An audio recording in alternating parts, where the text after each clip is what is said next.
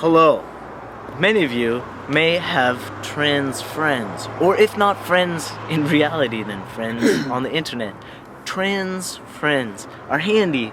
For example, Dade and I are both trans men going through a transition in our own special ways. And sometimes when you compare notes, you learn things. Have you learned anything by talking to me about our transitions, comparing notes in that way? I've learned that your voice is much better than mine. Better. Yeah. You see what you're doing? You're putting a what's it called? A value to something, which I do with you too, because Dade is hairier. Dade is hairier, and sometimes I get a little hairy. jealous.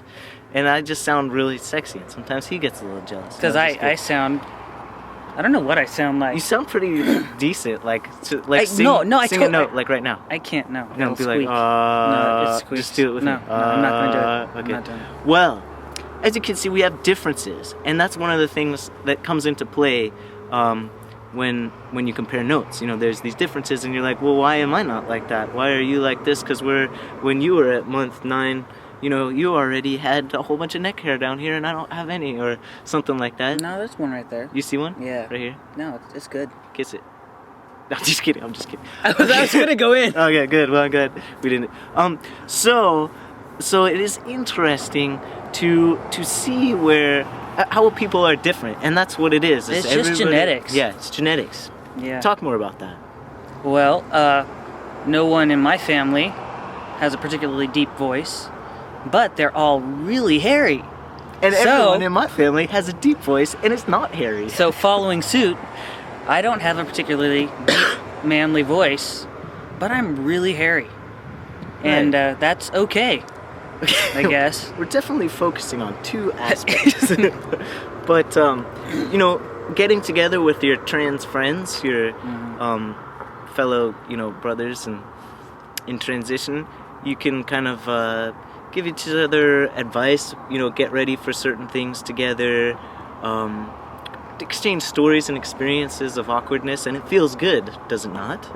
It does feel good, because you're pretty much mimicking what you would have had during puberty, and that's why teenagers hang out together. They're Yes! going through similar experiences, similar awkward situations, you know, whereas our puberty is a little bit different, and we have a whole different set of awkward situations.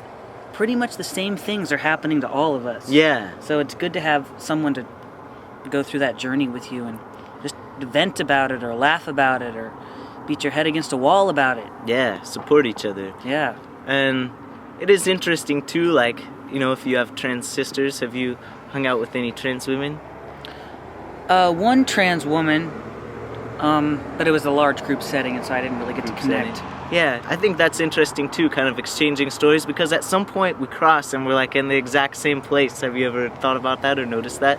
Like as we go in one direction to the other, from man to woman, kind of like... I haven't thought about that, but that's deep. Yeah. That's awesome. Yeah, it's pretty amazing. The stuff that comes out of you. Yep. You know what? That's cool. I realized what your voice sounds like. Oh, Sounds like someone who's been using like a helium balloon. Hi, my name's Dave. Just kidding. Really? No, I was just kidding.